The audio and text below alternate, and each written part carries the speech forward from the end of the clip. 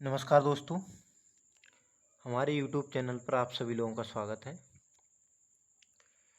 Previous year question series में आज हम साइंस के क्वेश्चन करेंगे और ये क्वेश्चन सीरीज हम किसी भी एग्ज़ाम के लिए, चाहे वो एसएससी हो, रेलवे हो या फिर पीसीएस, किसी भी स्टेट का पीसीएस हो, एनडीए, सीडीएस, सभी के लिए समान रूप से महत्वपूर्ण है। हम इसमें क्वेश्चन भी करते हैं और साथ ही साथ सॉल्यूशन भी देखते हैं, जिससे आने वाले समय में यदि किसी एग्जाम में क्वेश्चन पूछा जाता है तो सॉल्यूशन से क्वेश्चन आसानी से बन सके। फर्स्ट क्वेश्चन है हमारा, निम्नलिखित में से प्राकृतिक रेशम का एक घटक कौन है? A phosphorus, B potassium, C nitrogen, D magnesium. तो इनमें से कौन सा प्राकृतिक रेशम का घटक है?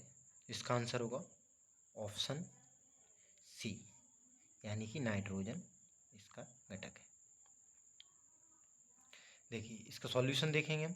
नाइट्रोजन प्राकृतिक रेशम का एक घटक होता है। यह एक कृषि आधारित उद्योग है। इसमें कच्चे रेशम के उत्पादन के लिए रेशम के कीड़ों को पालना शामिल है, जो कि कीड़ों की कुछ प्रजातियों द्वारा काटे गए कोकून से प्राप्त धागा है। तो ये धागा मूलतः कोकून से प्राप्त किया जाता है और रेशम के कीड़े को पाला जाता है, फिर उन्हीं से ये रेशम निकाला जाता है।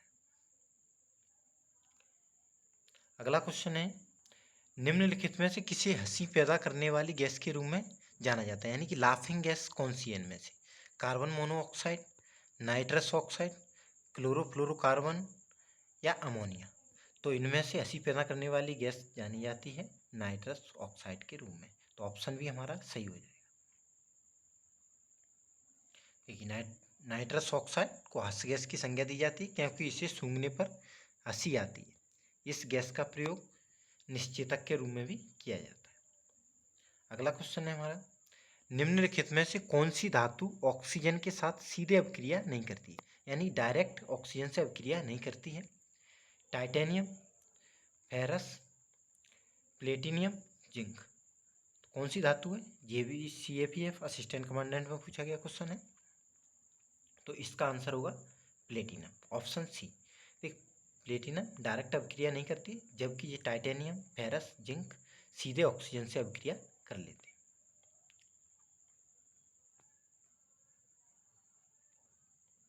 अगला क्वेश्चन है, टिंचर ऑफ आयोडीन के बारे में निम्नलिखित कथनों पर विचार कीजिए, यानी इनमें से कौन कौन से कथन सही हैं या आ सकते हैं इनमें से कुछ।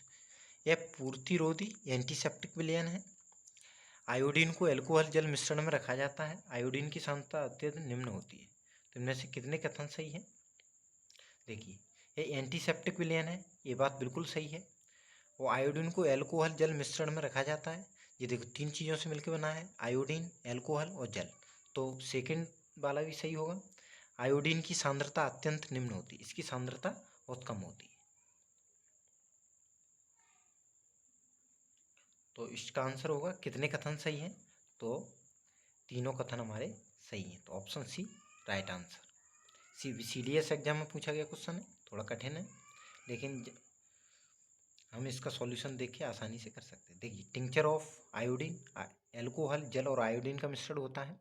इसमें आयोडीन की सांद्रता 2 से 3% तक होती है, इसीलिए तो कहा गया है कि निम्न सांद्रता का है। देखिए 2 से 3% सांद्रता का मतलब है निम्न सांद्रता, तथा एक एंटीसेप्टिक के रूप में भी प्रयुक्त किया जाता है। अतः दिए गए तीनों कथन सत्य हैं।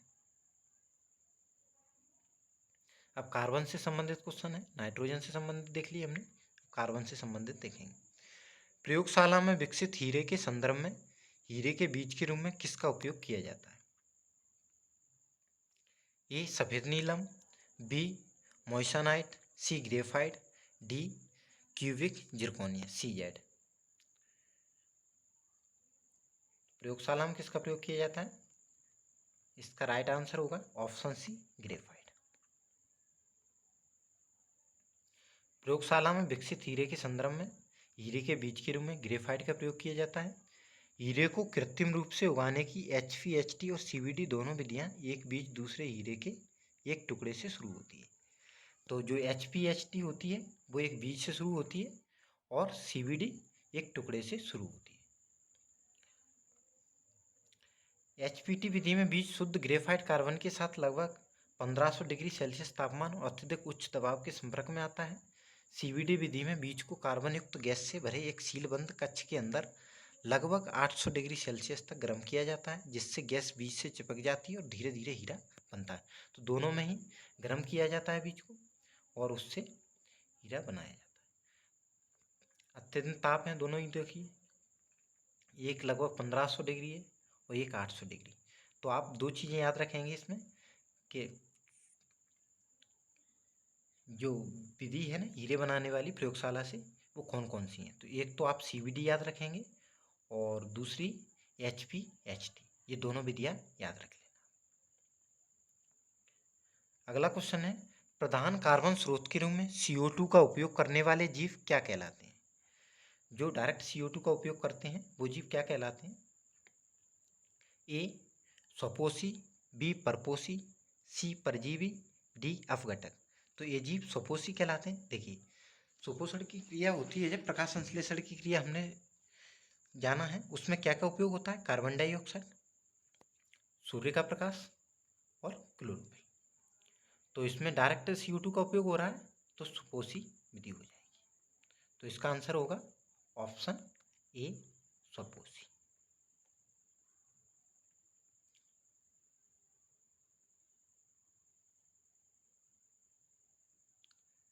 अगला क्वेश्चन है, सूखी बर्फ का प्रयोग किसी रंगमंच पर हवा में कुआसा उत्पन्न करने के लिए किया जाता है। इसमें शामिल प्रक्रिया किसका उदाहरण है। A ऊर्ध्वपातन, B वाष्पन, C संघनन, D अवक्षेपण। ये NDA एग्जाम में पूछा गया क्वेश्चन है, आगे किसी भी एग्जाम में पूछा जा सकता है, रेलवे हो, SSC हो, XYZ एग्जाम, कोई भी एग्जाम हो। देखिए साइंस होती है, किसी भी एग्जाम में पूछी जा सकती है। हमने जब डिटेल में जब बड़े एग्जाम के क्वेश्चन एनालिसिस करेंगे तो छोटे एग्जाम के आसानी से कवर हो जाते हैं। तो सूखी बर्फ जो ऊर्ध्वपातन विधि का प्रयोग होता है, तो इसका आंसर होगा ऑप्शन ए। और उत्पादन विधि क्या होती है, जिसमें ठोस डायरेक्ट गैस में परिवर्तित हो जाता है, न कि द्रव में।